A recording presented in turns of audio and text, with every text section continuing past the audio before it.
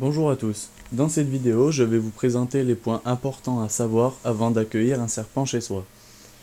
Donc premièrement, le terrarium, faut qu'il soit de la taille adaptée au serpent, donc moi le mien il fait 90 par 45 sur 60 cm, sachant que mon python fait 75 cm.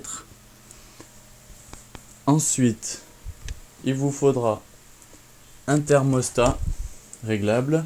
Donc le mien c'est un Reptile Planet, il va jusqu'à 34 degrés Celsius, ce qui est suffisant amplement. Ensuite un câble chauffant de 75 watts.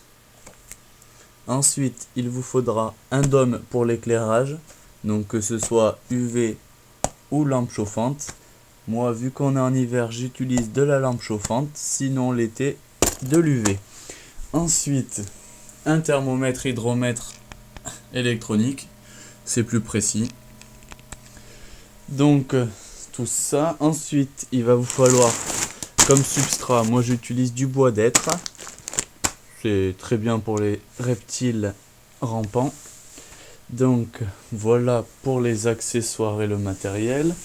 Donc ensuite il vous faudra deux cabanes, une au côté chaud et une au côté froid. Ensuite, il vous faudra un bac d'eau suffisamment grand pour accueillir le serpent en entier sans qu'il soit trop à l'étroit.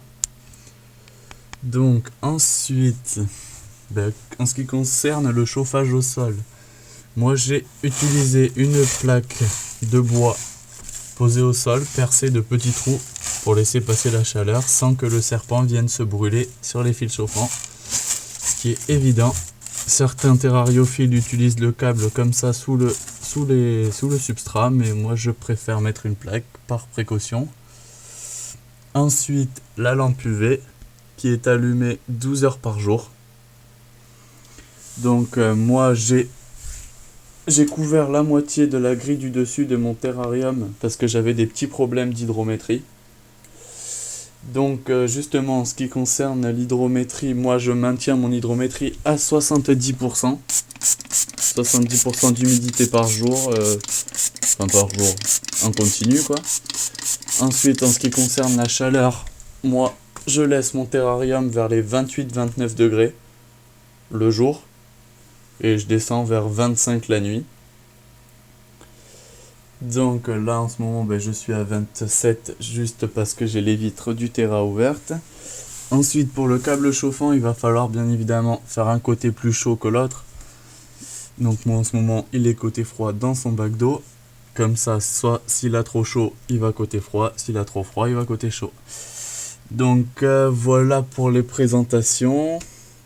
Faut savoir déjà si vous avez un python que le python est un serpent extrêmement difficile en ce qui concerne la nourriture, l'hydrométrie et la température.